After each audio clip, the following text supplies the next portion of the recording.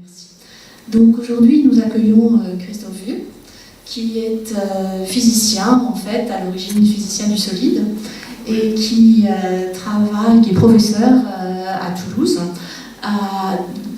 dans une école d'ingénieurs, en fait, l'INSA, l'Institut National Supérieur des Sciences Appliquées, en fait, et qui est également, donc, bien sûr, chercheur à Toulouse, dans le laboratoire du LAS, qui est donc le laboratoire d'analyse et d'architecture des systèmes, qui est appartient au CNRS. Et si Christophe vient aujourd'hui, c'est pour parler des nanomatériaux. Nous nous sommes rencontrés à cette occasion, puisqu'en fait, on a participé dans des projets communs sur Paris. Et j'ai trouvé l'approche qu'il avait très intéressante, en dehors du domaine strictement scientifique. Il vous en parlera d'ailleurs. Et donc c'est pour ça c'est comme cela qu'il a accepté de venir ici. Dans ses travaux de recherche, il s'intéresse donc bien sûr aux différents types de nanomatériaux et en particulier aux composés, à la conception de composés pour la médecine en particulier. Et donc là aussi, il vous parlera des développements en fait, de ces nanomatériaux dans cette thématique-là. Et en fait, peut-être le discours va vous surprendre un petit peu. Finalement, je ne vais pas tellement parler de nanomatériaux, je vais plutôt parler de nanotechnologie au sens large. Et je vais aborder dans une première partie des aspects un peu scientifiques, en essayant de simplifier au maximum de quoi il retourne. Mais ensuite, j'ai choisi de pas mal réfléchir avec vous sur les enjeux sociétaux qu'il y a autour des nanotechnologies. C'est pour ça que, pompeusement, j'ai osé de parler du mot d'éthique dans le titre.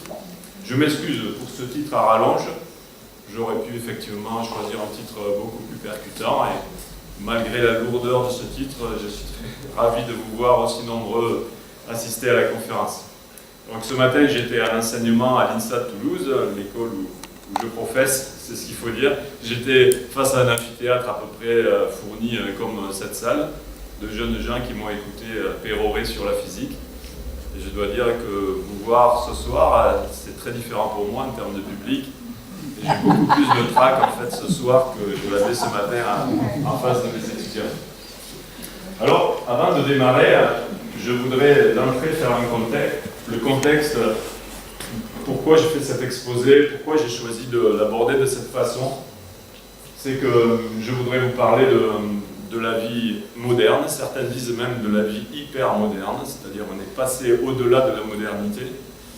Et il y a des mots qui sont récemment apparus dans ce contexte. C'est le mot d'anthropocène, c'est-à-dire on vit une époque où l'humain, par son activité, est en train de laisser des traces qui se retrouvent y compris au niveau de la géologie, dans les sédiments, etc. Et c'est pour ça qu'on dit qu'on est en train peut-être d'aborder une nouvelle ère géologique que les gens ont baptisée Anthropocène pour dire que l'activité humaine est en train de modifier la biosphère dans laquelle nous vivons tous. C'est un contexte très fort et très lourd, donc il faut bien le prendre en considération. On ne peut pas réfléchir à ces questions science-société aujourd'hui de la même façon qu'on y a réfléchi il y a 50 ans en raison de ce contexte particulièrement angoissant. L'hypermodernité, c'est lié à cet emballement des technologies que nous vivons tous les jours. Et j'ai mis quelques phrases juste pour planter le décor et pour essayer de vous montrer qu'on va réfléchir à ces sciences en tenant compte de ces différents aspects. La première chose que je voudrais dire, c'est qu'aujourd'hui, au XXIe siècle, on ne peut pas faire de science sans technique. Certains me diront oui, c'était vrai depuis déjà très longtemps. Mais aujourd'hui, il y a quelque chose qui est vraiment nouveau, c'est que dans l'approche scientifique, surtout dans mon domaine, dans les nanotechnologies, on fait des objets et puis on les étudie. Et à la limite, c'est fabriquer l'objet qui passe avant la problématique scientifique. On fait un truc nouveau et puis on va découvrir les propriétés que cet objet qu'on a fabriqué de façon artificielle, un artefact, va avoir des propriétés et on espère qu'elles seront spectaculaires, etc. La vieille démarche scientifique de dire j'ai une idée, une théorie, je fais une expérience et puis en fonction du résultat je fais un feedback sur ma théorie et je l'affine ou je la réfute, est complètement derrière nous, d'accord ? Il n'y a pas qu'une seule démarche scientifique, j'ai parlé de celle-là pour bien vous expliquer qu'aujourd'hui Le faire est en même temps que je pense. D'accord? Donc on fabrique des choses. Et du coup, les gens qui ont réfléchi à cette évolution des sciences dans ce contexte d'hypermodernité ont introduit ce mot, technoscience, pour dire qu'aujourd'hui, la technologie et la science sont complètement fusionnelles. Et on parle de technosciences. Les technosciences, il y en a plein, d'accord? Les biotechnologies sont des technosciences. L'intelligence artificielle est une technoscience. Les nanotechnologies sont des technosciences. Et il y a toujours faire des choses, et puis étudier ces choses, et puis encore après, réfléchir à ces choses. Et évidemment, on est dans un cercle un peu vicieux, c'est ce que j'ai mis après aussi. C'est que ces technosciences suivent une dynamique du toujours plus. Il y a toujours plus de technologies, et je fais des choses nouvelles. Je laisse de plus en plus de traces dans la biosphère, mais je continue quand même, une technologie en remplace une autre, et je vais toujours de l'avant. La deuxième phrase aussi que je voudrais partager avec vous, c'est qu'il n'y a jamais eu de science sans controverse. Faire de la science, essayer d'améliorer nos connaissances, découvrir des choses nouvelles, c'est toujours transgresser un existant. Et par conséquent, quand on transgresse et qu'on dit aux gens « mais non, c'était pas comme ça, finalement on pense que c'est ça », il y a toujours controverse. Alors là, bien sûr, il y a des controverses scientifiques, les savants ne sont pas d'accord entre eux, et ils s'empèguent dans des congrès pour dire « c'est moi qui ai raison, et non, c'est moi », etc. Ça, c'est logique, c'est comme ça que la science avance, elle est basée sur ça. Mais aussi, il y a des controverses maintenant des effets de ces technologies ou de ces innovations scientifiques dans la société. Et donc, les controverses sont à la fois scientifiques et aussi sociétales. Alors, j'ai posé cette question, quelle boucle de rétroaction? Et je fais toujours plus de choses, je fais toujours plus de dégâts dans la biosphère. À quel moment je vais pouvoir poser la question, mais pourquoi on continue? Est-ce qu'on peut revenir en arrière? Finalement, c'était pas si super que ça. Comment faire machine arrière? On a bien l'impression que c'est jamais possible, que ça va vers toujours plus de technologie.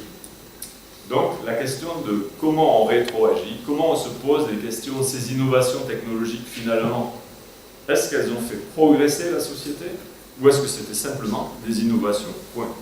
Pas forcément un progrès. Comment on pose la question? Et si jamais on y répond non, ce n'est pas un progrès, quels moyens se donne notre démocratie pour rétroagir et dire ah, ben, il faut faire machine arrière? Ça semble complètement impossible aujourd'hui. Et pourtant, c'est une question fondamentale. J'ai aussi dit cet idéal de vie bonne, c'est-à-dire que normalement, à quoi juge-t-on de quelque chose si c'est un progrès? C'est que quelque part, éthiquement, il poursuit cette idée d'améliorer la vie des gens. Éthiquement, moralement, on pourrait se dire les progrès doivent viser une vie meilleure, plus soutenable pour l'ensemble des humains sur la planète. C'est des grands mots, d'accord, mais c'est un contexte. Après, je verrai un peu tous les détails et les difficultés de faire vivre tous ces grands mots. Et la dernière question, je n'ai pas de réponse à toutes ces questions, hein, bien sûr, c'est comment échapper au tout économique. On a le sentiment qu'aujourd'hui, en tout cas, la pression que subissent les chercheurs au jour le jour, c'est innovation. Aujourd'hui, le président du CNRS, dans sa lettre pour dire « je prends mes fonctions », nous dit qu'il faut faire des innovations, et en plus des innovations de rupture. Donc on nous attend pour innover en rupture, pas dans la continuité, pour vraiment faire des choses très transgressives, etc. Donc le monde économique aussi a besoin d'innovation, et si je crée de l'innovation, et si je crée des brevets, je vais vendre des nouveaux produits, il faut de la croissance, etc. Donc on est dans cette boucle un peu infernale, plus de technologie, plus d'innovation, et on se pose la question vers quoi on court. Mais on y court vite et tous ensemble. Et c'est la question que je souhaiterais aborder au travers des nanotechnologies dans cet exposé. Un fil conducteur, pour ne pas trop vous perdre, je voudrais quand même vous parler des nanos, ce que c'est. Alors, j'ai choisi de vous en parler parce que, vous le verrez à la fin de l'exposé, depuis pas mal d'années, j'essaie de travailler avec les très jeunes pour essayer de leur expliquer ce que sont les nanos, donc au lycée et au collège. Et à l'issue de ces différentes tentatives didactiques, voilà, j'ai mis au point un petit discours sur les nanotechnologies qui me semble accessible à tout le monde et qui n'est pas très compliqué. C'est celui-là que je voudrais partager avec vous. S'il y a des initiés dans la salle, je m'excuse par avance, ça sera très simple.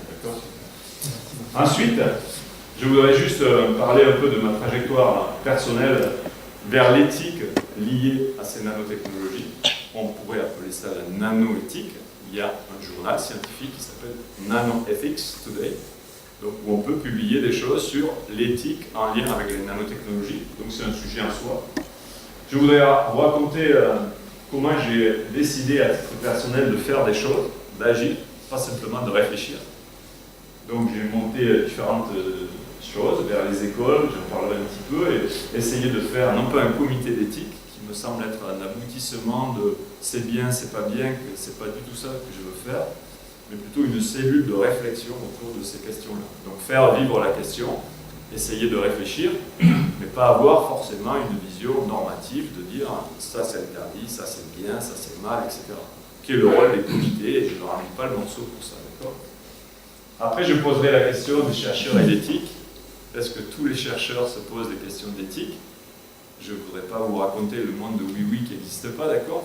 La réponse est certains oui, d'autres pas beaucoup, d'accord? Donc c'est assez mitigé. Et puis après, bon, si j'ai le temps, je vous laisserai quelques idées en vrac. Au niveau des définitions, pour les nanotechnologies, c'est un sujet très controversé. Il n'y a pas de définition consensuelle. Celle du Larousse est absolument à bannir, donc c'est la plus mauvaise que je connaisse. Les nanotechnologies, je vous propose simplement de retenir que c'est défini non pas comme une nouvelle discipline, etc., mais simplement sur une taille. En fait, les nanotechnologies, c'est un ensemble de techniques qui visent à fabriquer des choses qui ont une dimension nanométrique. Un nanomètre, c'est 10 moins 9 mètres, plus exactement 1 milliardième de mètre. C'est juste au-dessus de la taille des atomes. C'est bien plus petit que les cellules, etc.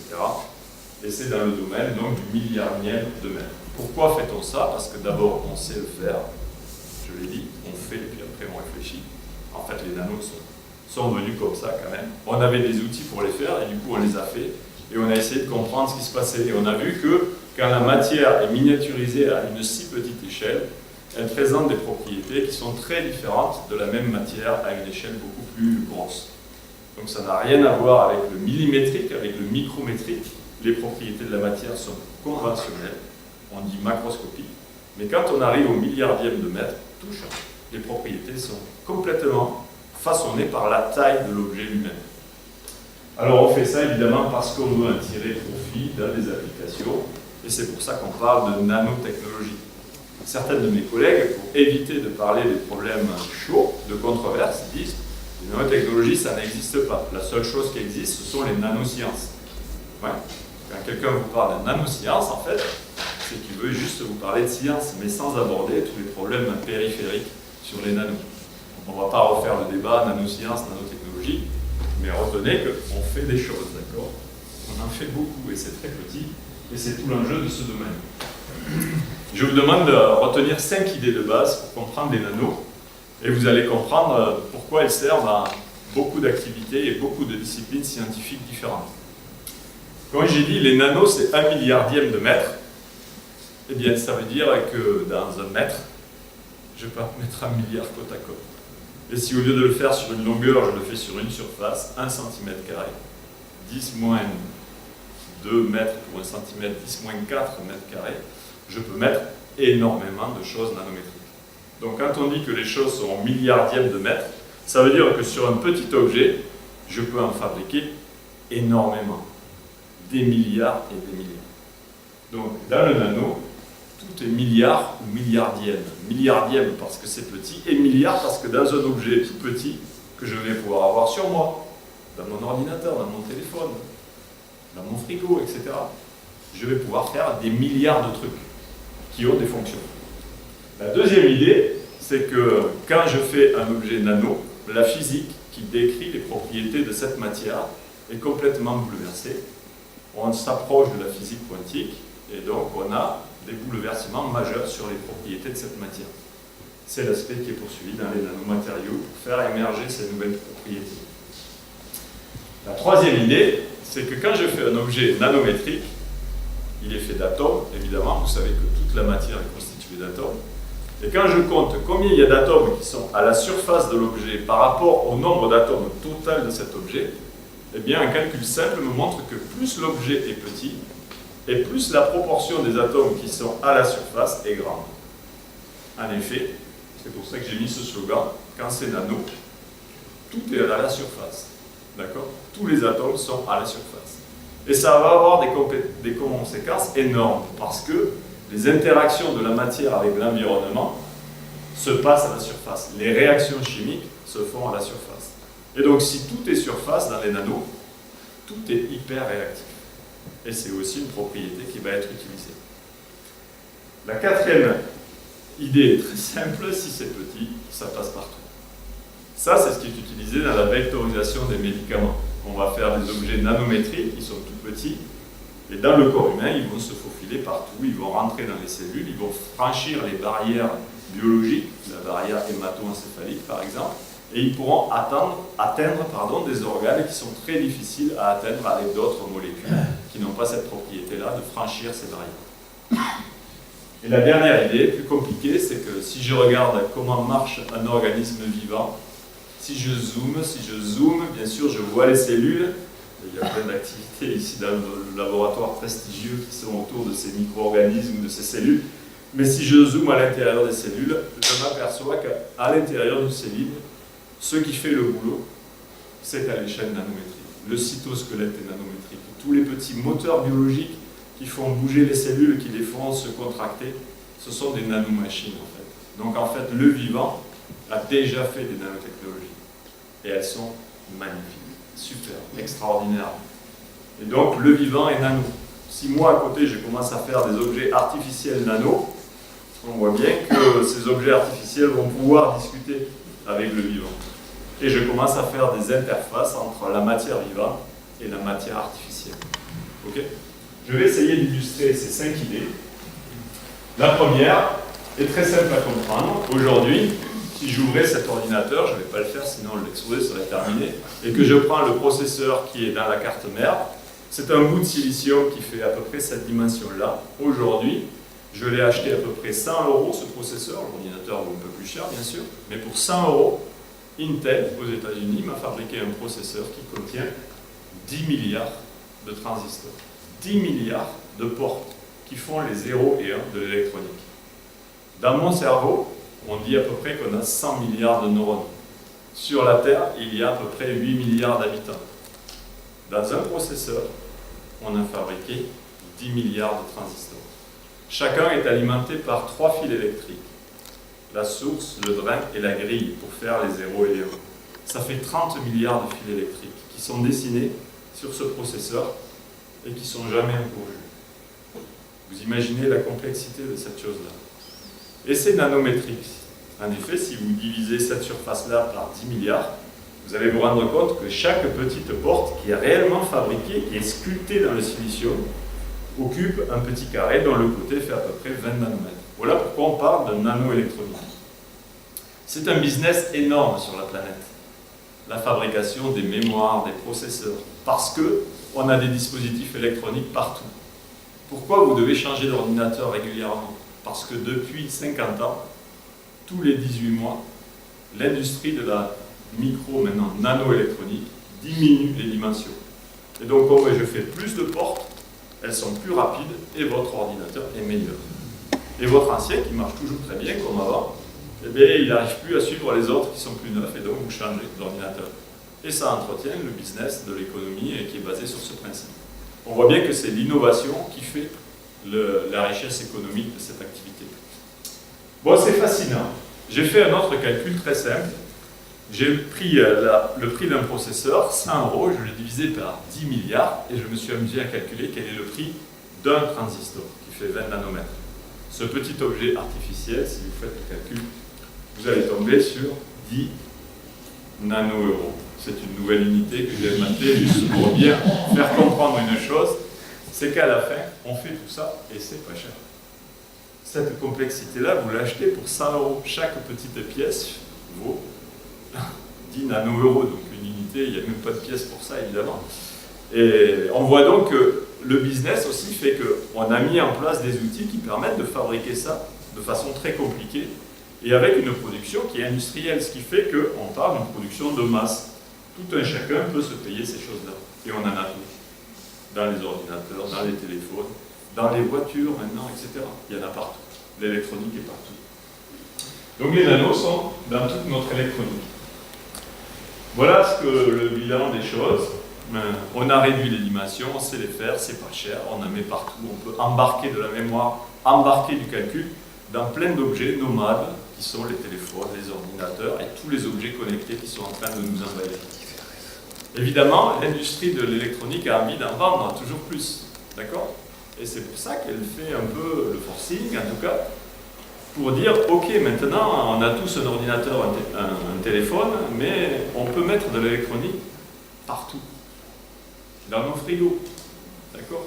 Sur nous, dans mes chaussettes, d'accord? Dans tous les objets qui nous entourent. Et ça donne l'Internet des objets, par exemple. Tous ces petits dispositifs électroniques qui ont de la mémoire du calcul, on peut les rendre communicants par le Wi-Fi. Et voilà, ça fait qu'on va électroniser tout notre environnement, tous les objets qui nous entourent. Alors c'est pour ça que le slogan finalement que je voudrais vous livrer, c'est que les nanotechnologies, il y en a partout autour de vous, hein, vous les utilisez, il y en a dans ces caméras, dans cet ordinateur, dans le vidéoprojecteur. Et elles font partie de ce que j'ai appelé pompeusement l'électronification de notre environnement. Je pense que vous êtes tous sensibles à ça. L'électronique nous embête et les objets communicants sont partout. Le dégât que ça fait sur les nouvelles générations reste à élucider, d'accord? C'est une grande question ouverte. Comment les nouveaux cerveaux de ces humains qui utilisent ces appareils vont devenir changés, comment vont-ils être façonnés par cet outil qu'on a nous-mêmes créé? C'est une question totalement ouverte et pour laquelle il faudrait faire beaucoup d'études. Derrière ces mots se cache intelligence ambiante. Si aujourd'hui on parle de ça, d'algorithmes qui vont calculer très rapidement des tas de choses, ce dont vous avez envie d'acheter, vos goûts alimentaires, votre santé, etc. Tout ça, ça vient des nanos. Ça n'est possible que parce que ces processeurs existent et qu'on peut les faire à si bas coût. Les clouds, les big data, l'intelligence artificielle, l'Internet des objets, ça c'est relié au nano. En fait, à la partie nanoélectronique de l'activité, qui vient du fait que c'est petit, et j'en fous partout et c'est très puissant. La deuxième idée, c'était les lois de la physique changent à l'échelle nanométrique. On sait depuis longtemps en science que les propriétés d'un matériau, quand vous regardez un matériau, cette table, je ne sais pas quoi dire, en bois j'espère, ou ce pied qui est en métal, mais pour savoir quelles sont les propriétés, pourquoi ça conduit de l'électricité, pourquoi le bois ne le conduit pas, je vais regarder d'abord de quoi c'est fait. Et ça dépend donc de la nature des atomes qui constituent le matériau. Ça on le sait depuis très longtemps, depuis Mendeleïev.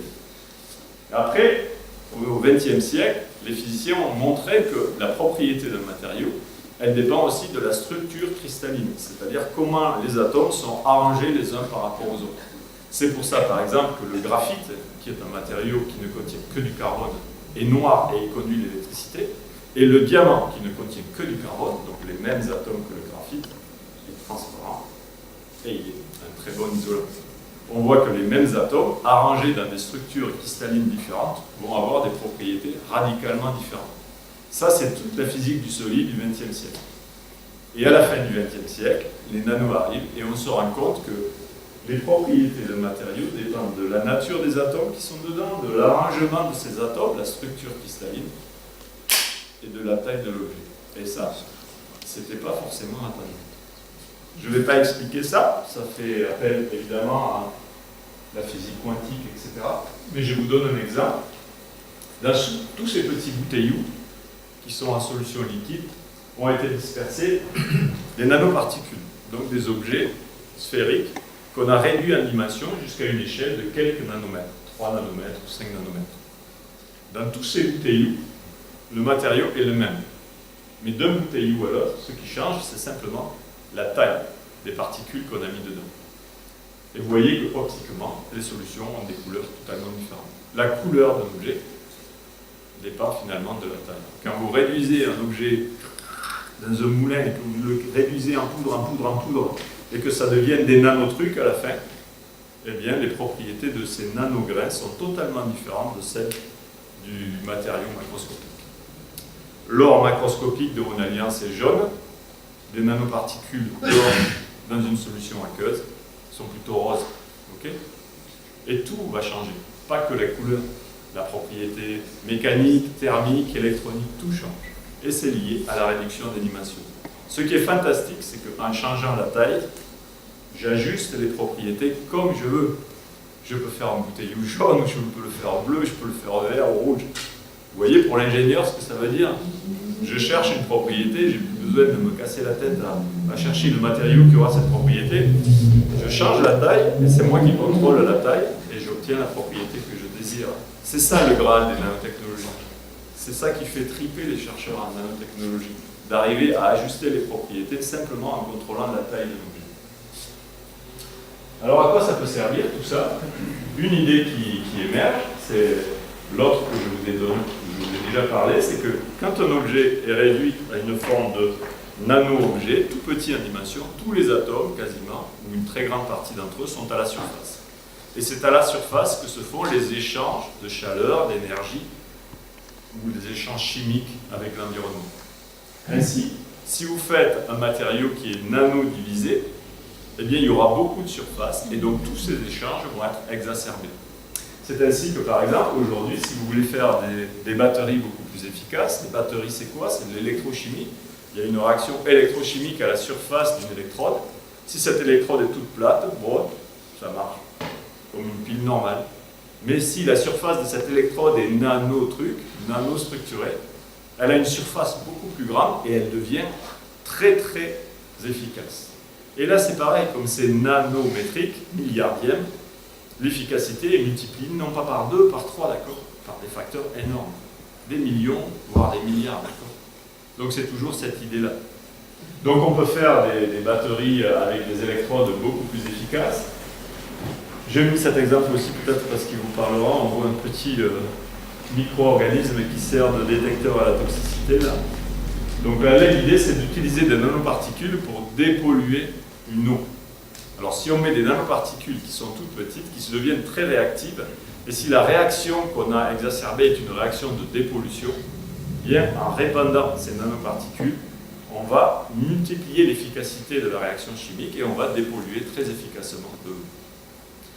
La dernière ici, c'est de vous montrer que l'or, qu'on croyait depuis longtemps un matériau inerte, pourquoi on fait les alliances en or? Parce qu'elle ne s'oxyde pas. L'or est inerte chimiquement. Eh bien, l'or, si vous le réduisez en poudre nanométrique, il devient catalytique. Ça veut dire qu'il va être extrêmement réactif d'un point de vue chimique, c'est ce qui est montré dans cette courbe en fonction de la dimension. On voit l'activité catalytique des particules d'or qui augmente. Donc en fait, quand on fait petit, à la surface, ça devient très réactif. Qu'est-ce que je fais avec ça? Tout ce qui a été imaginé ici. Vous avez une marée noire, vous voulez enlever le pétrole. Est-ce que c'est une bonne idée? Je n'ai pas dit ça, d'accord. Mais une façon de remédier à ces nappes polluées, c'est peut-être de balancer des nanoparticules qui vont agglomérer le pétrole et finalement s'agglomérer dans un matériau et l'évacuer.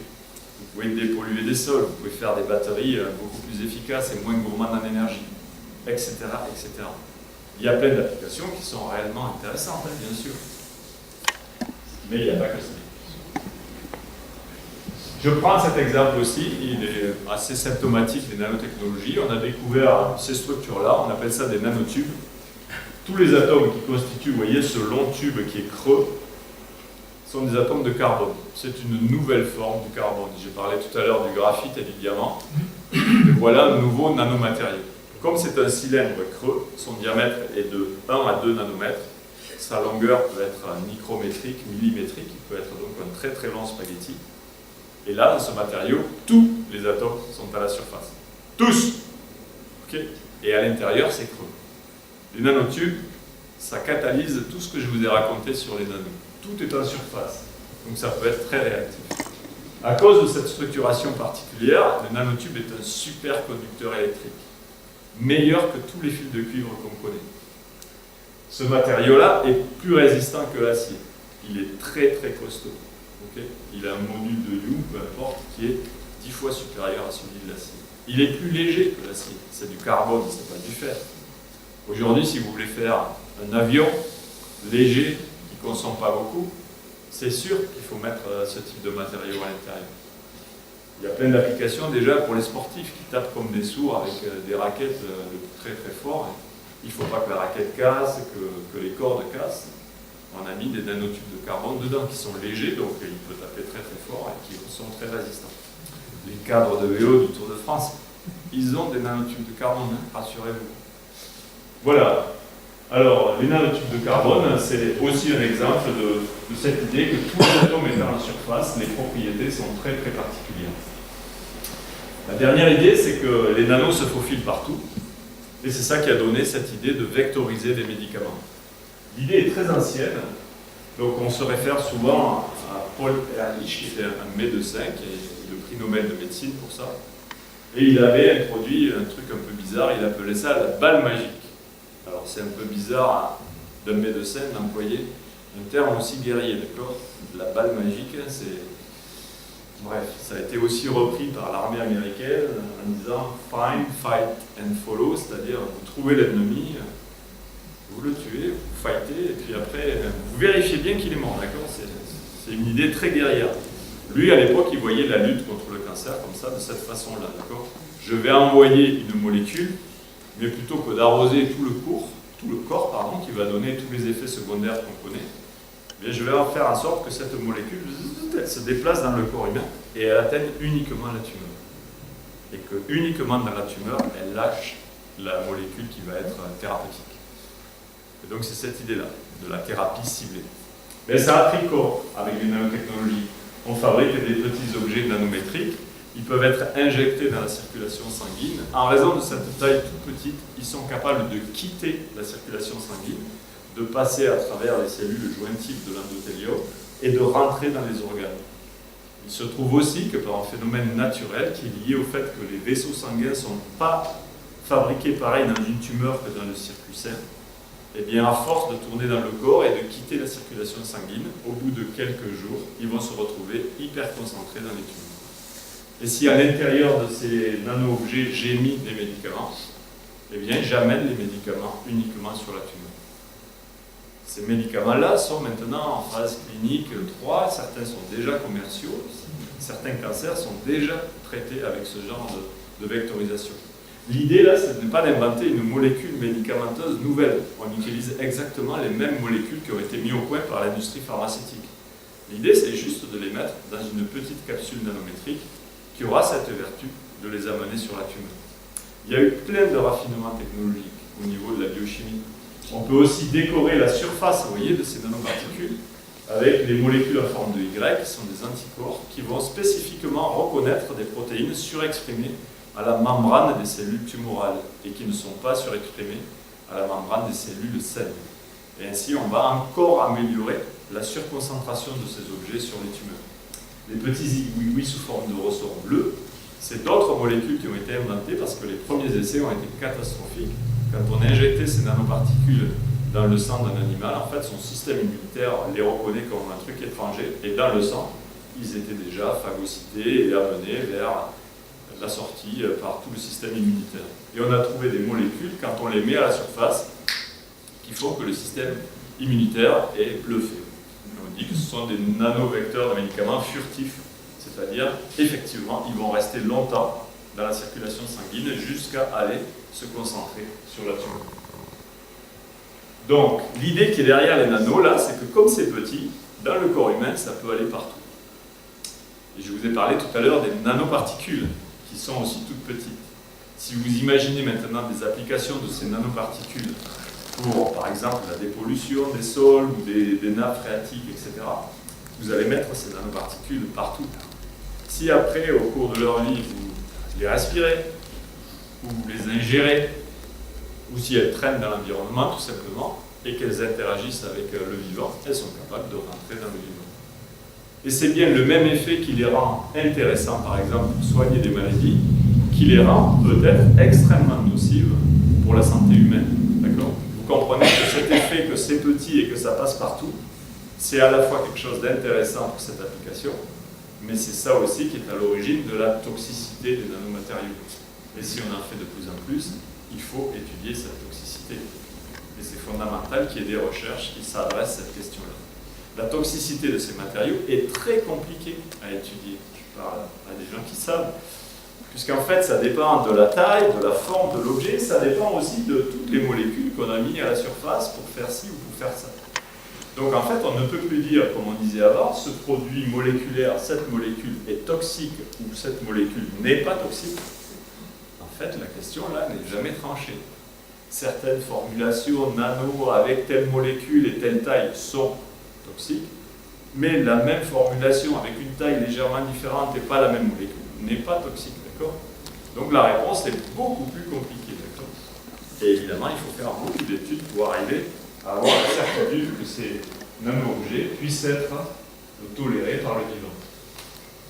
La dernière idée, c'est, bon ça, j'ai remis une image d'une cellule, il y a beaucoup de gens dans cette salle qui connaissent ça, et quand on regarde les petites choses qu'il y a à l'intérieur de sa cellule, tout ce qui se passe dans le cytosquelette par exemple, ou dans les membranes, etc., tout est nanométrique. Tout le vivant fonctionne sur des objets qui sont à l'échelle nanométrique. Ces protéines qui s'assemblent entre elles forment des assemblages moléculaires de quelques nanomètres qui font tout le boulot à l'intérieur de la cellule. Et du coup, on s'est dit la chose suivante. Si maintenant je sais faire des nano-objets et que j'ai compris que le vivant travaille aussi à l'échelle nanométrique, je peux commencer à faire une interaction entre les deux. Et l'idée, c'est de dire, est-ce que je peux dire à une cellule vivante qu'est-ce qu'elle doit faire?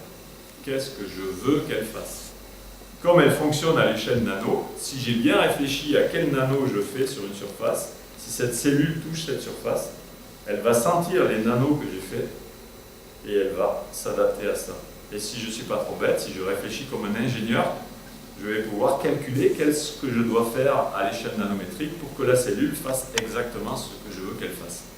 C'est ce qu'on montre ici, par exemple. C'est un projet que je développe et qui a une application pour traiter les AVC, d'accord? Donc je n'ai pas trop le temps de rentrer dans le détail de ça.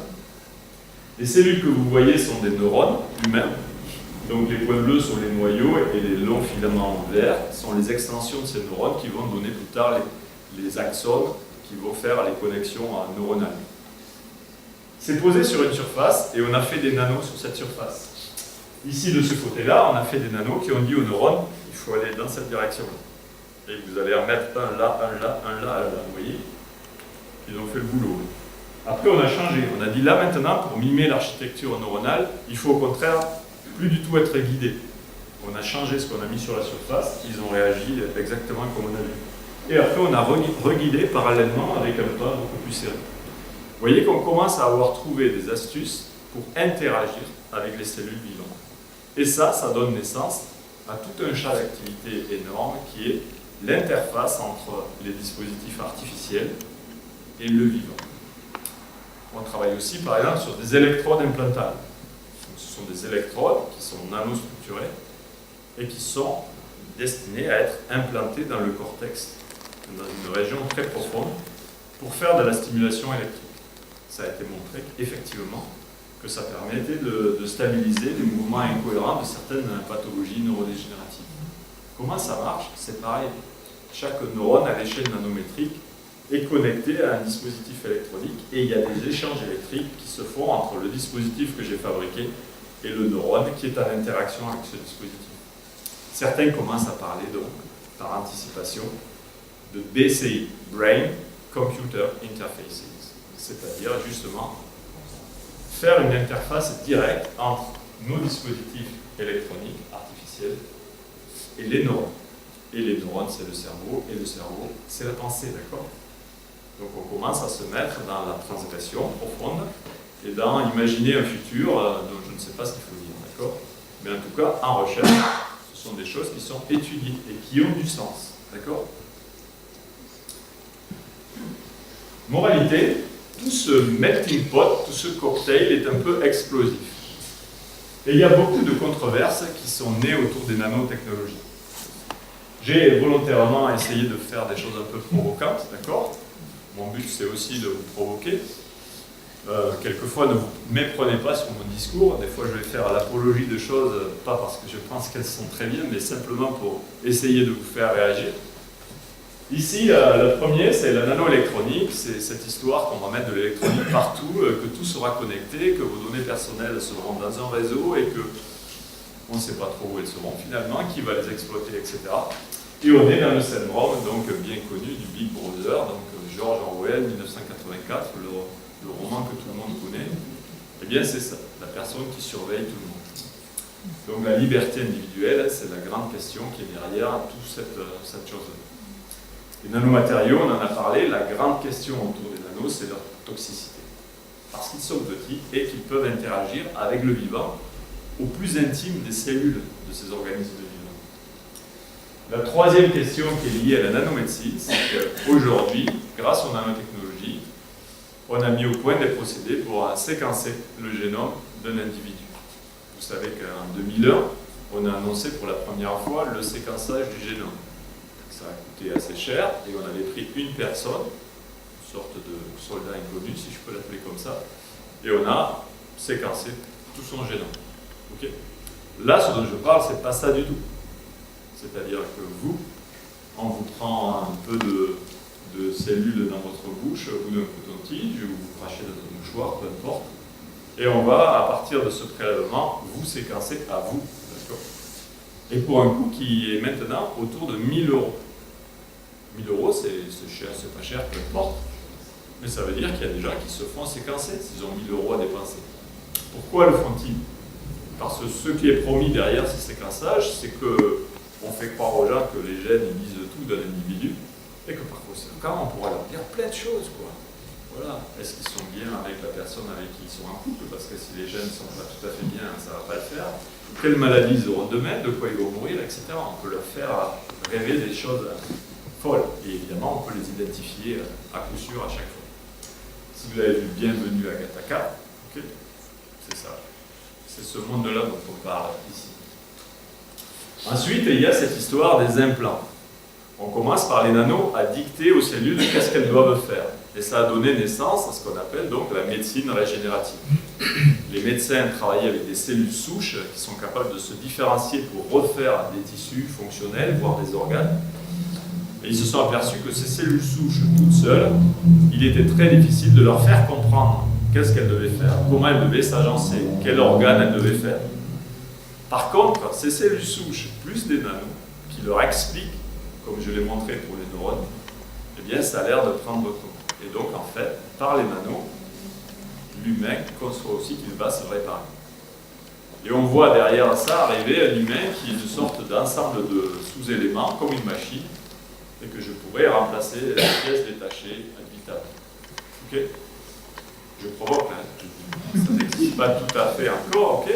Mais c'est l'idée derrière tous ces projets-là. Du coup, les gens ont parlé de transhumains. On va en parler un petit peu. On est au XXIe siècle, je suis désolé de vous l'annoncer si vous ne le saviez pas déjà, mais c'est vraiment une question que vous devez vous poser. La technologie ayant fait tellement de progrès, les nanos en particulier, mais tout le reste, l'intelligence artificielle, la génomique, les biotechnologies, que voilà, aujourd'hui, l'humain peut se poser la question, est-ce que je me modifie grâce à ces technologies? Certains disent non, la nature humaine ne doit pas être touchée, elle est sacrée. D'accord? C'est une position extrêmement conservative. D'autres disent, pas du tout, c'est tout à fait moral et c'est tout à fait éthique de se modifier. Parce que, comme on est des humains, et qu'on a anthropocénisé l'environnement, il devient invivable. Et si je veux continuer à vivre dans la propre, j'allais dire un gros mot, que j'ai créé, eh bien il faut que je me modifie, sinon l'évolution naturelle qui prend des générations n'ira pas assez vite pour me permettre de m'adapter à ces nouvelles conditions extrêmement difficiles que j'ai moi-même créées. Et donc ils disent, éthiquement, c'est bien. Il n'y a rien à dire à ça, d'accord? C'est deux raisonnements qui raisonnent éthiquement différemment. Et du coup, il y a cette question aujourd'hui de transhumain. Ne croyez pas que c'est un fantasme complètement irréel, etc. Aujourd'hui, on met en place des outils qui vont vers ça. Okay. Est-ce qu'il faut le faire? Dans quelles conditions le faire? C'est toute la question qui est derrière aussi les nanotechnologies. Je fais un résumé. Les 5 idées des nanos, c'est ça. Les secteurs d'application, c'est l'électronique, les matériaux, la santé. Et les controverses, c'est tout ça. Big Brother, toxicité, eugénisme, augmentation, transhumanisme.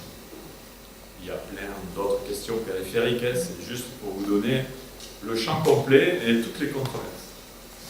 Alors que faire par rapport à ça? Je voudrais maintenant parler un peu de ce que j'ai vécu dans le passé. Donc j'ai développé les nanos, j'ai eu la chance voilà, de faire une thèse qui m'a mis dans les nanos au moment où ça a démarré, donc j'ai un peu suivi l'évolution de ce champ disciplinaire. Et globalement, je suis étiqueté comme étant un expert sur les nanotechnologies. Je ne dis pas ça pour me glorifier, pas du tout.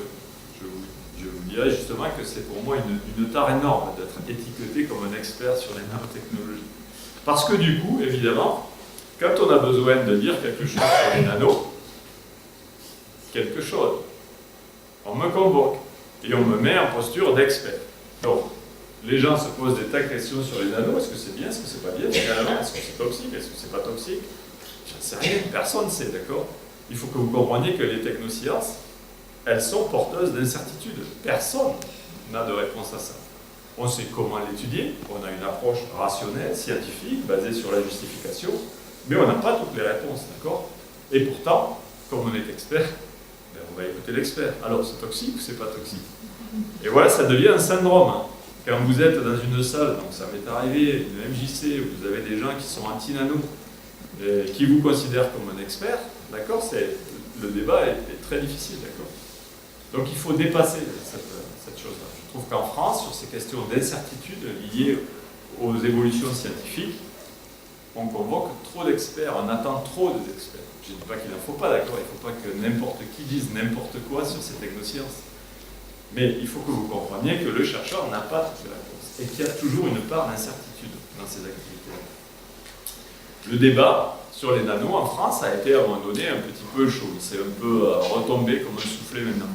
En 2009, Sarkozy a décidé d'en faire une cause nationale et il a lancé un grand débat national, public, sur les nanotechnologies. Dans une quinzaine de villes de France, les chercheurs devaient rencontrer les citoyens, les experts, les industriels, les associations aussi, devaient se rencontrer pour débattre. Bon, mais ce débat n'a pas eu lieu, il a été boycotté par des associations anti-nano, et ça a été vraiment un syndrome. Moi, j'ai participé en tant qu'expert au débat à Toulouse. Celui-là était un des premiers dans la liste, donc celui-là a eu lieu. C'est les autres après qui ont été boycottés. J'espère que ce n'est pas notre faute parce qu'on a dit des bêtises, mais peu importe. Et à ce débat-là, je me suis aperçu que les gens dans la salle ne pouvaient pas débattre. Ils ne savaient pas ce que c'était les nanos. Et en fait, ils ne débattaient pas réellement des nanos. Ils avaient envie de débattre de tout, de la science au sens large. Et c'est très intéressant aussi, d'accord? Donc en fait, j'ai pris conscience à ce moment-là que le débat avec les citoyens sur ces questions était très compliqué. Et qu'une partie de cette complexité était liée à la méconnaissance des gens sur les nanotechnologies. C'est vrai que c'est compliqué. Ça touche à tout. C'est à la fois de la biologie, de la physique, de la chimie. Donc c'est un peu difficile. Et c'est pour ça que je me suis dit, voilà, si je veux agir, moi, pour améliorer ça, il faut vraiment renforcer le côté éducatif. J'ai donné dans des universités du 3e âge, ce fut un grand plaisir. Et puis, j'ai donné aussi dans différentes choses, mais je me suis aperçu que c'était très difficile de discuter avec des gens qui étaient en activité. D'accord? Les retraités, on peut, ils ont du temps, et c'est agréable de parler avec eux, ils sont très réceptifs, et ils ont des choses très intéressantes à dire. Mais les gens qui sont en pleine activité, en pleine bourre, c'est très difficile à avoir ce genre de dialogue avec eux. Ok? Et du coup, je me suis dit, la bonne cible, c'est les petits, les jeunes. Parce qu'ils sont à l'école, et si je travaille avec eux, et si je leur explique ce que c'est les nanos, et si je les fais débattre sur les nanos, quand ils seront chez eux à la maison, s'ils ne sont pas branchés sur le... ils parleront avec leurs parents, et de ce fait, par les petits, on va toucher les parents, les grands-parents, etc. Et moi, j'ai trouvé que l'école était une cible vraiment intéressante. Et ma perspective, c'était de faire une éducation scientifique à ces futurs citoyens. Et je parle aussi de capacitation. Alors, quand je dis capacitation, ça veut dire simplement rendre ces jeunes, qui seront des futurs citoyens plus tard, en capacité de raisonner par eux-mêmes, de capter l'information scientifique, de comprendre toutes les incertitudes, et de développer une pensée critique par eux-mêmes. C'est absolument pas les rendre capables d'accepter tout et n'importe quoi en science, d'accord? C'est pas ça du tout. C'est au contraire les doter de science et de réflexion pour qu'ils soient en capacité plus tard, quand ils seront des citoyens adultes, peut-être pour voter des choses, pour aller dans des associations, pour militer, je ne sais rien, qu'ils soient en capacité eux-mêmes d'avoir une réflexion personnelle, critique, et développer une pensée complexe, parce que ces problèmes sont éminemment complexes. Je vous raconte un peu Nano-École. C'est ça, cette grande idée de faire une éducation citoyenne aux sciences sur les nanotechnologies. On a fait beaucoup de collèges, on a passé beaucoup de temps, et on a monté des ateliers. Donc il y a vraiment une partie scientifique où ils fabriquent des nano-objets, ils les étudient en classe de collège avec leurs enseignants. Mais surtout, on a essayé d'associer, d'entrer à la fois des ateliers scientifiques et des ateliers de réflexion sur les enjeux sociétaux, les controverses, l'éthique, pourquoi pas l'appeler comme ça, qu'il y a autour de ces nanotechnologies, les grandes questions dont on vient de parler juste avant.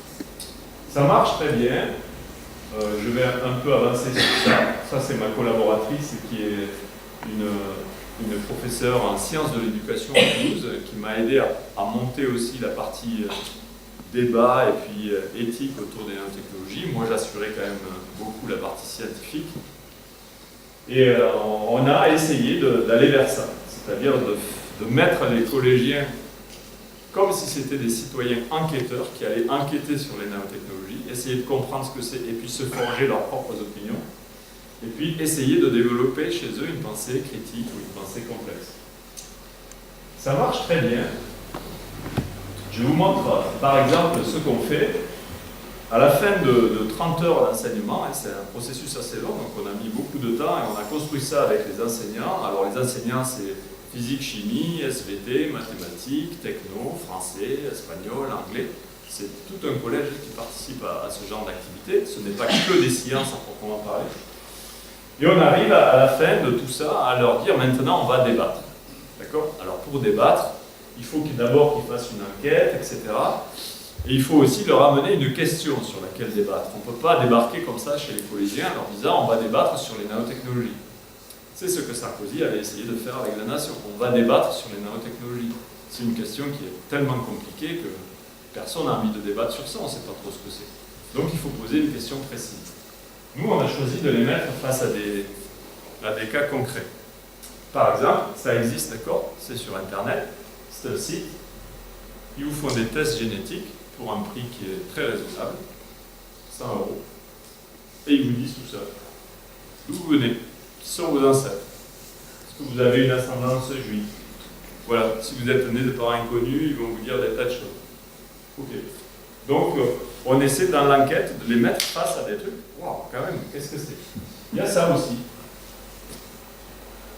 Donc là, vous envoyez un petit prélèvement, ça part aux États-Unis, en France c'est interdit, mais sur Internet tout est possible. Et voilà, ils vous font un truc avec votre ADN, c'est pas un séquençage complet, mais en tout cas ils testent des choses, et ils vous renvoient des choses. Voilà, quelles sont les maladies que peut-être vous avez une probabilité non négligeable de développer plus tard. Sachez que quand vous faites ça, vous allez signer que les données que vous avez envoyées, ceux qui ont séquencés, leur appartiennent. Okay? Ils ne vous appartiennent plus à vous, c'est la contrepartie, d'accord? C'est pas bien expliqué sur le site internet. Il faut le chercher. Ça, c'est encore plus, ouais. Voilà. Pareil, vous envoyez un truc, on vous fait un certain nombre d'analyses de certains gènes, et voilà, on vous dit des choses sur votre origine, 100 €. Sur la santé, plus 100 €. Lifestyle, ça veut dire, voilà, vous cherchez à vous marier, vous êtes célibataire, je vais vous trouver la paire idéale, etc. Sur la base des gènes, d'accord? Même vos animaux, si vous voulez savoir. Bien. Bon, quand on fait débattre les collégiens sur des questions qui sont amenées par ces choses-là, on est arrivé à découvrir quelque chose qui était très très fort. En fait, je ne vais pas détailler tout ce qu'il y a dans ce transparent parce que c'est un peu long à expliquer, mais globalement, ce que je voudrais vous dire, c'est qu'on a fait des débats avec les collégiens. On a filmé ces débats, ma collègue qui est en sciences de l'éducation les a tous retranscrits et les a étudiés avec des outils qui viennent des sciences humaines, d'accord? Et on s'est rendu compte qu'à notre grand désespoir, il y avait des effets de genre. C'est-à-dire que sur ces questions, les filles et les garçons ne raisonnent pas du tout de la même façon. Au début, on était totalement perturbé par ça, parce qu'évidemment, quand vous avez un effet de genre, on vous dit, oh là là, ça va plus. Ça veut dire que moi-même, j'ai amené des stéréotypes et je suis en train de renforcer des effets de genre. Et vous vous remettez sérieusement en question, d'accord? Et après, bon, les effets de genre, ils viennent de plein de choses, vous le savez, de la culture, de l'éducation. Donc, à l'école, ils sont là, d'accord? Et on fait face à ça. Qu'est-ce que c'était que ces effets de genre? Je reviens un peu à l'arrière. Je vais caricaturer, d'accord? Je ne dis pas que tous les garçons sont comme ça et que toutes les filles sont comme ça. On a publié ces résultats. Bon. Mais globalement, ce que je peux dire, c'est que les garçons sont toujours dans un rôle très optimiste, très positiviste. Oh, il y a un problème sur la toxine. Mais les chercheurs savent étudier ça. C'est pas un problème, d'accord? Les filles sont plus, ah oui, mais attends, si ma grand-mère, par hasard, avec ce... Vous voyez, elles sont plus dans la casuistique. Alors, je ne dis pas qu'elles sont pénibles et qu'elles remettent tout en question, c'est pas ça du tout. Hein. C'est beaucoup plus fin que ça. Il y a une approche comme ça qui est extrêmement genrée. On l'a beaucoup étudiée et on la présente comme ça sous une forme d'une rationalité, c'est-à-dire quels sont les arguments rationnels qui sont mobilisés par les garçons et les filles. On parle d'une rationalité technoscientifique chez les garçons. Ils croient vraiment aux sciences et à leur portée et au fait que ça va réellement progresser, etc. Alors que les filles ont une rationalité très réflexive. Oui, mais d'accord. Et je me pose des questions un peu plus au-delà des garçons, d'accord, d'une certaine façon. Alors, les débats sont genrés. Et ce qu'on a constaté, en fait, c'est que on a essayé de les dégenrer, on n'y est jamais arrivé, d'accord. Mais on a découvert quelque chose, évidemment pas au premier collège, hein, au 10e, à force d'analyser, que quelquefois, le débat, il atteignait des sommets. Et quand ça arrive, c'est le moment où, justement, on laisse parler les filles. Dans la majorité des débats genrés, les garçons parlent beaucoup plus fort que les filles. Au bout d'un moment, les filles, à force de dire « oui, mais », elles en ont marre et il ne se passe rien. Si l'animateur du débat dit « on va écouter les filles », il fait attention à la voix des filles, c'est comme ça qu'on s'exprime pour expliquer la chose. Au bout d'un moment, les garçons sont capables d'avoir les arguments des filles, c'est-à-dire ils sont très plastiques. Ils se disent « ah oui, mais quand même, vu qu'elle me dit ça, il y a peut-être quelque chose ». Et tout d'un coup, parce que c'est des garçons, ils prennent les arguments des filles et ils se mettent à les amplifier énormément. Et à ce moment-là, le débat est dégenré, complètement. Et là, il atteint, au niveau de la profondeur et de la rationalité qui est mobilisée, il atteint réellement des qualités très intéressantes. Donc en fait, cet effet de genre, il existe, mais à la fin, on a dit, nous, on s'appuie dessus. Si on est un peu attentif à ça, c'est un levier justement pour faire qu'à la fin, les arguments des filles soient réellement repris par les garçons et améliorés aussi par eux. Il faut dire les choses comme elles sont, etc. On a beaucoup réfléchi autour de ça sur ce qu'on appelle l'éthique du care. Je ne sais pas si vous avez entendu parler. C'est une autre façon de poser les problèmes éthiques qui vient évidemment d'une communauté plutôt féministe qui réfléchit justement à l'éthique féminine par rapport à l'éthique masculine. Et en fait, voilà, on dit souvent trop vite que les filles sont capables de faire du care, prendre soin des autres, alors que les garçons sont plus il faut faire, il faut avancer. Exactement. Et en fait, ce qu'on montre, c'est que pas du tout. Au début, c'est genré, mais après, les garçons sont tout à fait capables de faire du care. Donc, il n'y a pas réellement une éthique masculine et une éthique féminine. Il y a au contraire nécessité que les deux voix se fassent entendre et enrichissent les débats l'une avec l'autre.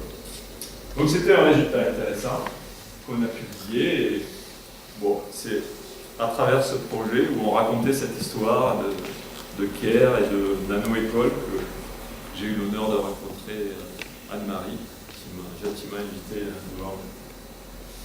Voilà, maintenant je voudrais essayer de partager avec vous quelques pistes de réflexion pour la fin. Je pense maintenant que si on veut faire de l'éthique, forcément ça passe par un engagement personnel.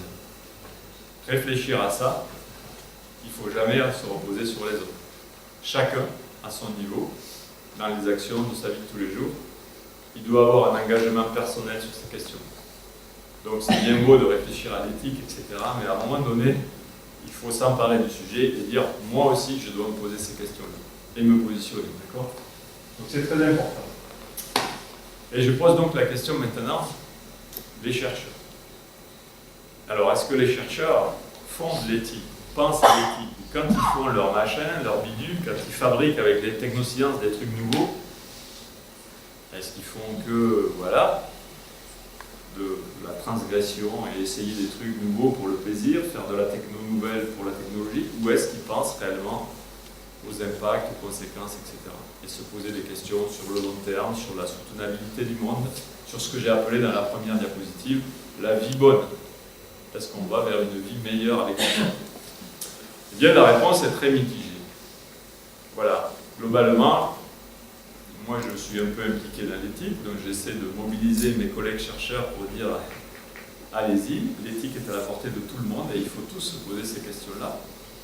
Et j'ai une petite statistique à vous livrer, d'accord, elle vaut ce qu'elle vaut, évidemment ce n'est pas un très grand nombre d'observations, mais globalement, il y a un chercheur sur 10 qui est à peu près vraiment impliqué dans ces réflexions. Globalement, par exemple, dans mon labo qui fait voilà, 700 personnes, il y a 700 chercheurs dans mon laboratoire qui travaillent en robotique, en intelligence artificielle, en nanotechnologie, en nanomédecine, etc. Bien, quand on veut parler d'éthique, collectivement, pour échanger, voilà, on se retrouve 7 ou 8 autour de la table. Ouais. Ça ne veut pas dire que les autres sont complètement à côté, mais ça veut dire qu'aller jusqu'à y passer du temps, etc., on est à peu près là-dessus. C'est normal, d'accord, les chercheurs ont plein d'activités, et puis pour certains, il y a quand même l'idée de se dire ouais, mais attends, si je réfléchis aux impacts, ben, je vais être moins efficace dans la recherche, je vais perdre du temps, d'accord. Okay. Bon, ça s'entend aussi, d'accord. Mais c'est juste pour vous dire qu'il ne faut pas dire que les chercheurs sont totalement dénués d'éthique, c'est pas vrai. Mais après, la proportion, c'est à peu près ça. Okay. J'ai d'autres labos, par exemple, où il y a 100 personnes dans le labo, le mien est très gros, il y en a 700, donc on est 7 à parler d'éthique. Mais j'ai d'autres exemples de labos où ils sont 100 chercheurs, et il y a une seule personne qui est intéressée par l'éthique. Du coup, chaque fois qu'il y a un problème éthique dans ce labo, ils vont sonner chez la personne, ils la sortent, alors qu'est-ce qu'il faut faire, qu'est-ce qu'on fait, etc. Ça, c'est pas très bon non plus. Hein. L'éthique, c'est une activité de réflexion et il faut débattre, partager, etc. Donc, les chercheurs et l'éthique, voilà. Quelle est la responsabilité des chercheurs? Et cette question aussi, quand on fait un débat démocratique maintenant dans la société, cette nouvelle technologie, j'en veux pas, je continue, je l'améliore, ou au contraire, je la mets au rencard parce qu'elle a des tas d'implications. Voilà, à qui on donne la parole? Au citoyen, à l'expert? Évidemment, il faut donner la parole aux deux, mais comment on construit ce rôle entre le citoyen et l'expert? Tout reste à faire, d'accord? La société démocratique, participative, que peut-être on a tous en tête, etc. Où est-ce qu'elle est faite, quoi? Où est-ce que se passe ce débat, d'accord? Comment on organise tout ça? Moi, je plaide pour une approche ERC, c'est bien grand mot, c'est le jeu de mots aussi. Alors, pourquoi les chercheurs sont intéressants? Quand on réfléchit à l'éthique, pour moi, il y a 3 dimensions. Il y a l'épistémologie, c'est-à-dire l'histoire des sciences, d'où ça vient, qu'est-ce que c'est qu'il y a de neuf dans ces nouvelles technologies. Et c'est vrai que le chercheur qui les étudie et qui les développe, c'est lui qui est le mieux à même pour réfléchir à « Ah oui, mais cette nouvelle technologie, voilà ce qu'elle apporte de nouveau, voilà les questions qu'elle suscite. » Un truc sur la responsabilité, un chercheur fait un truc nouveau, il est responsable de quoi? Il est responsable déjà d'avoir fait de la bonne science. Vous avez tous entendu ces problèmes de plagiat scientifique et de résultats truqués, d'accord? Ça c'est la base, ça s'appelle la déontologie. On va tous dire que les chercheurs sont sains et ils font bien leur métier. Mais au-delà de ça, il a découvert quelque chose, il l'a publié. Ce quelque chose, après, il va être pris par un industriel, d'accord, qui va faire un produit. Et puis après, ce produit, il va être acheté par quelqu'un qui va utiliser ce produit pour un usage qui est encore peut-être différent de ce que l'industriel avait pensé et qui est très loin de ce que le chercheur avait imaginé. Jusqu'où va la responsabilité du chercheur? Est-ce qu'il n'en a aucune? Ou est-ce qu'il en a quand même une petite partie? Donc la réponse est un peu compliquée. Je vous propose ce petit tableau. Les nouvelles technologies établissent un nouveau monde de relations entre l'homme et la machine. C'est ce qu'on a vu avec les nanos. Jusqu'à présent, il y a nous et il y a des machines, l'ordinateur, le téléphone. On commence par les nanos à les fusionner. On commence à faire des hybridations entre le vivant et l'artificiel. Ces machines vont devenir de plus en plus intimes. On les a déjà toujours sur nous, mais quelque part on commence à les implanter, à les mettre à l'intérieur du corps humain, etc. et à les mettre partout dans notre environnement. On commence à faire une sorte de fusion entre l'homme et la machine. Aujourd'hui, les machines sont universelles. C'est ça qui est dingue. Autrefois, je voulais planter un clou, j'invente le marteau. Ouais. Le marteau sert à ça. Je dirais il peut aussi servir à casser la tête de quelqu'un. Donc tous les outils sont duals, d'accord? Mais en fait, on imagine assez facilement à quoi ça va servir, disons, pour simplifier. Aujourd'hui, les machines sont universelles. Elles font tout et n'importe quoi. On appelle ça un téléphone portable. Est-ce que vous croyez qu'on téléphone avec ce truc? Oui, bien sûr. Mais en fait, ce n'est plus un téléphone, d'accord? C'est devenu autre chose. Son doudou, pour certains, il y a de l'affect. Il y a aussi nos données, c'est aussi un petit ordinateur, on prend des photos, etc. On voit bien que la relation qu'il existe entre j'ai une machine, le chercheur a dit cette machine, je la structure de cette façon-là. Après, cette structure donne une fonction à cette machine. Et après, cette machine, elle est achetée par des gens qui vont s'en servir d'une façon complètement inattendue. D'accord? Les gens qui ont inventé la téléphonie mobile ne croyaient pas qu'ils s'imaginaient que le selfie allait apparaître. D'accord? C'est pas possible. On voit bien que l'humain, après qu'il s'empare de ces choses, la société en a des usages qui sont inattendus, spectaculaires. Et donc aujourd'hui, on dit simplement que la relation entre structure d'une machine, ça c'est le rôle du chercheur, fonction de cette machine, c'est en partie le rôle du chercheur, mais il peut y avoir plusieurs fonctions, comme le marteau qui peut avoir plusieurs fonctions. Et après, usage que vont en faire les gens, et même signification, quelle est la signification aujourd'hui que les jeunes donnent à ces téléphones? On voit bien que dans cette ligne, qui avec les anciennes sciences était assez facile à tracer, maintenant, c'est complètement impossible. Du coup, le chercheur qui est au début, dans la structure et la fonction, il ne peut pas être responsable de tous les usages qui vont être faits. C'est clair. Mais je pense qu'il a une responsabilité, on en est à peu près à la colonne du milieu dans ce qui est écrit, de se dire, même si je ne suis pas responsable de tous les usages de ce que j'ai découvert, je dois faire un effort pour essayer de les imaginer. C'est pour ça que je pense qu'il est très important aujourd'hui qu'on fasse de l'anticipation. D'accord? C'est essayer, par rapport à ce qu'on fait aujourd'hui, ce qu'on étudie, même si c'est encore loin, d'essayer d'imaginer ce que ça peut donner. Et par anticipation, on peut réellement se poser des questions intéressantes pour les générations futures et pour le monde de demain. Et je vais vous dire une chose qui est dramatique, c'est que le chercheur est complètement nu en anticipation.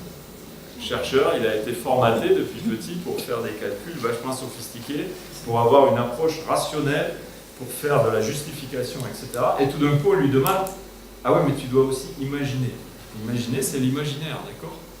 En général, il est déficient, bien sûr. Il y a des gens extraordinaires qui font tout très bien, d'accord? C'est une caricature, ce que je donne. C'est pour ça que moi, je plaide réellement pour le futur, si on veut avancer, à ce que les artistes aussi travaillent avec les chercheurs. Les artistes, ils ont cette faculté d'avoir un imaginaire extrêmement riche, d'être capable justement d'inventer les scénarios de demain, les anticipations. Et s'ils le font avec les chercheurs, ils vont réellement faire des anticipations qui ont du sens sur ce qui est possible qu'il arrive dans le futur.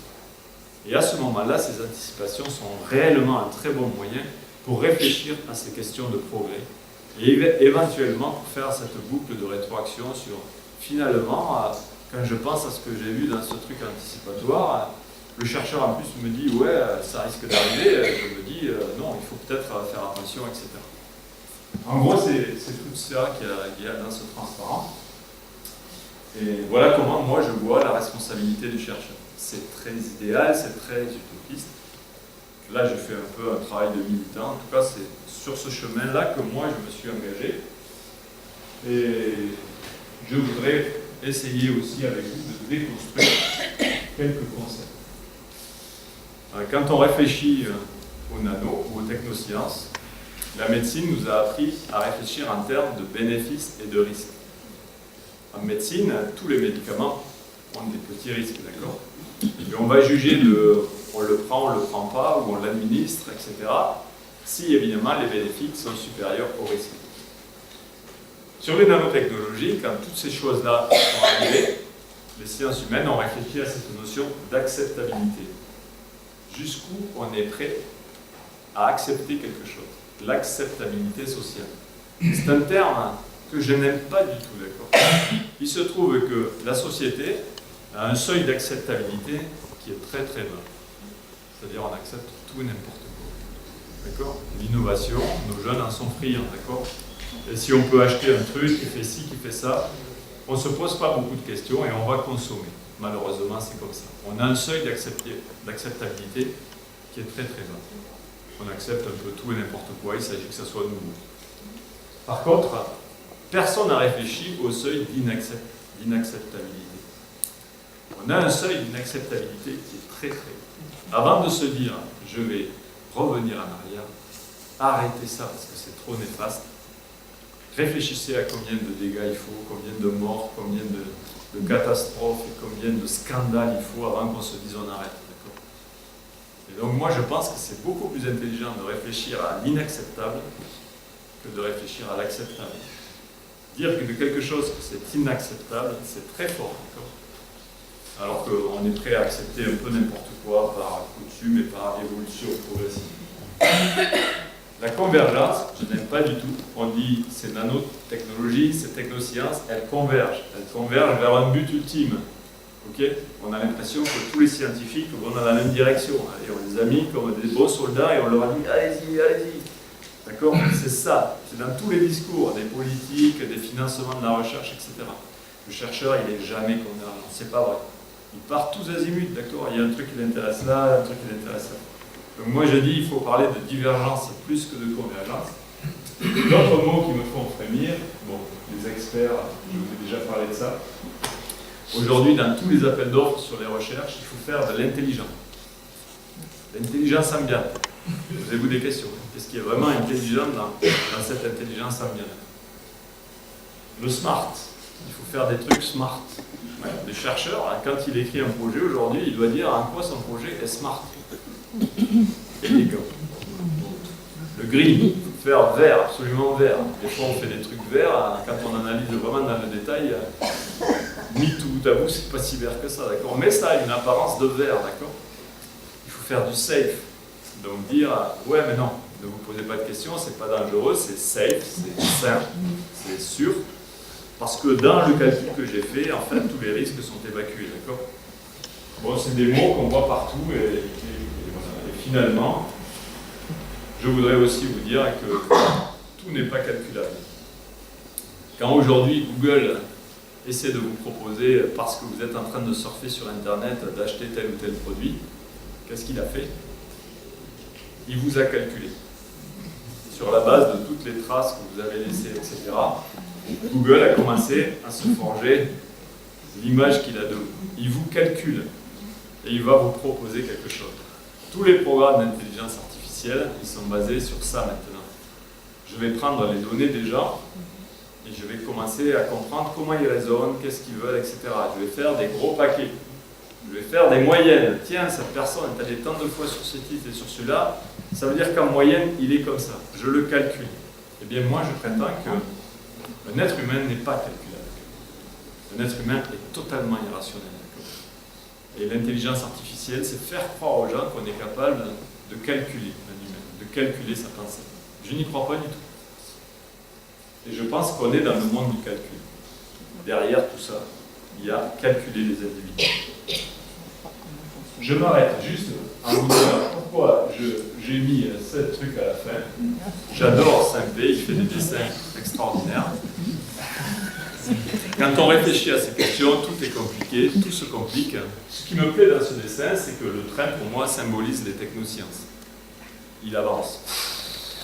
Et toujours plus, et toujours plus.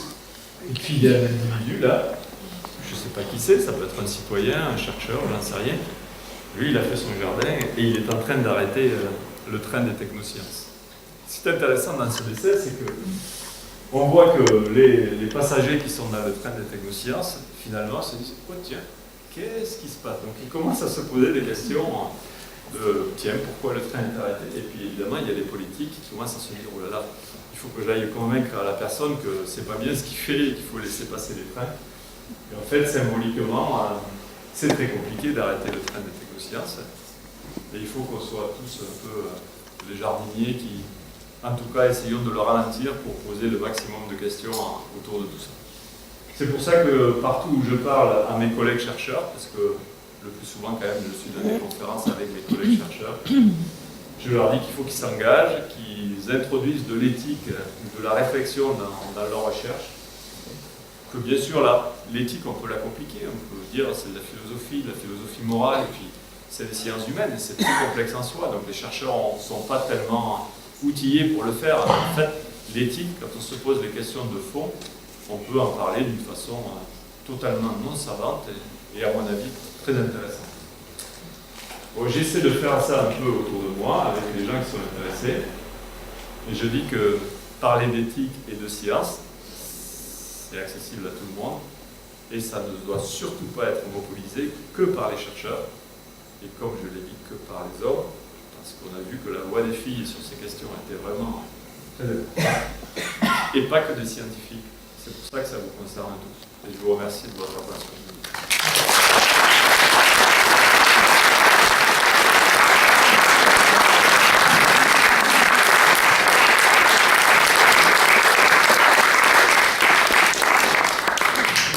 Merci beaucoup Christophe pour cette conférence qui soulève beaucoup de questions, qui J'imagine. sans doute voilà, tout le monde ne font pas de net.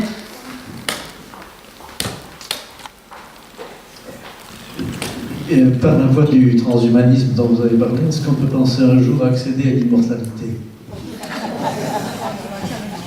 Oui, bien sûr. Le mouvement transhumaniste donc, se positionne évidemment sur cette chose-là. Alors, dans les transhumains, j'ai quand même étudié un petit peu les différents courants qui existent. On va dire, pour simplifier, qu'il y a des transhumains un peu extrémistes, d'accord? De ce type-là. Ils sont très positivistes par rapport aux sciences et ils disent, avec les progrès, à la vitesse où ça va, voilà, on peut réellement réactiver ce fantasme de l'immortalité.